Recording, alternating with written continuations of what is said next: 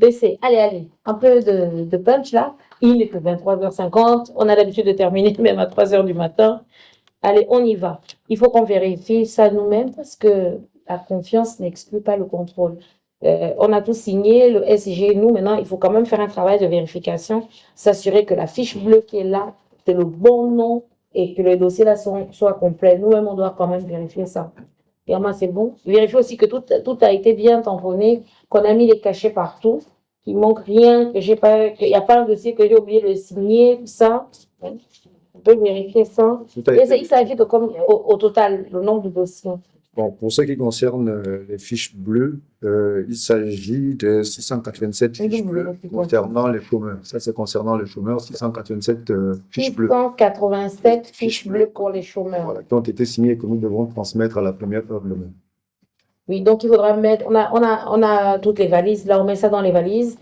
Moi-même, j'irai déposer ça chez Madame le ministre de la fonction publique. Par contre, on a un point aussi à faire avec les confessionnels. Là, il y a un audio qui a circulé qui disait que Madame le ministre a dit qu'elle va déchirer les dossiers, tout ça là. Non, faut peut-être les rassurer, prévoir une réunion avec eux pour dire non. Ce qui s'est passé, c'est que il y a eu une commission qui a été faite en 2025. De cette commission-là, on a fait une liste avec tous ceux qui sont vraiment en situation de classe. Il y a un travail de vérification qui a été fait et on a envoyé une liste à la fonction publique. Maintenant, on constate que quand les fiches bleues sont revenues, c'est pour ça que d'ailleurs, je préfère vérifier fiche après fiche maintenant, parce que quand les fiches bleues sont revenues, on s'est rendu compte qu'il y a une différence sur les noms. Il y a une bonne partie de ce qu'on a envoyé qui est dans la liste initiale, les fiches bleues sont revenues, mais il y a une autre partie où on ne retrouve pas les noms de la liste initiale. Donc, il faut qu'on refasse un point avec la fonction publique, avec nous-mêmes, le personnel de l'éducation nationale, pour savoir à quel niveau il y a eu un changement de nom. Et donc, ces noms-là qui apparaissent, c'est normal qu'on fasse un travail de vérification. On ne signe pas la fiche bleue pour signer la fiche bleue. Il ne faut pas créer un cas d'injustice dans un autre problème. Donc, c'est pas possible.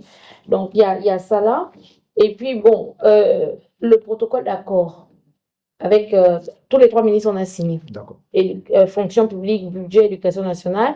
Et comme c'est le Sénat et le Syntec Pro et SOS Éducation qui avaient déposé des préavis de grève, eux aussi, ils ont signé. Donc, j'ai envoyé les copies à mes collègues et à monsieur le vice-président du gouvernement.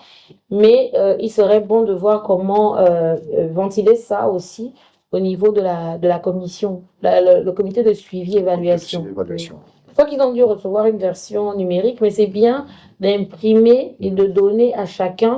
Comme ça, ils voient bien que le gouvernement est lié. Le gouvernement a pris un texte, un protocole d'accord est signé. Donc, il n'y a pas de raison de s'inquiéter. Donc, il faut donner ça. Et on parlait aussi, même si les autres partenaires sociaux n'avaient pas déposé le préavis de grève, mais dans la sensibilisation et la pédagogie, ceux qui sont les membres de ce comité-là doivent avoir l'information, et même les autres. Il faut faire ça parce que c'est les différentes étapes pour l'aboutissement de nos négociations avec eux. C'est noté, Excellence. Un travail sera fait avec la cellule com. La cellule com. Voilà. Oui, et puis même les voix, parce que bon, il y a eu un premier aussi travail avec les parents d'élèves. Là, on était à Matsup, donc il faut un peu regarder tout ça.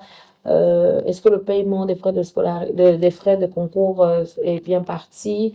Et puis, on doit aller à la rencontre de la communauté éducative, aller parler avec les enseignants dans les établissements. Mais ce serait bien d'être accompagné des parents d'élèves. Également, et puis les partenaires sociaux aussi, les représentants des collectifs, puisque maintenant dans chaque établissement, les collectifs qui se sont créés, on va aller à leur rencontre, échanger avec eux, remercier ceux qui ont fait des déclarations en disant ils reprennent les cours, mais il faut aussi aller voir là où il y a des poches de résistance, aller expliquer. Il faut qu'on continue à dialoguer. Vous savez que le dialogue social est très important, maintenir la calmie, c'est très important. Il y a une très haute instruction du président de la République qui lui-même n'hésite pas à rencontrer les uns et les autres. Et à ce sujet, Excellence, je souhaiterais vous rappeler que demain, vous avez une rencontre avec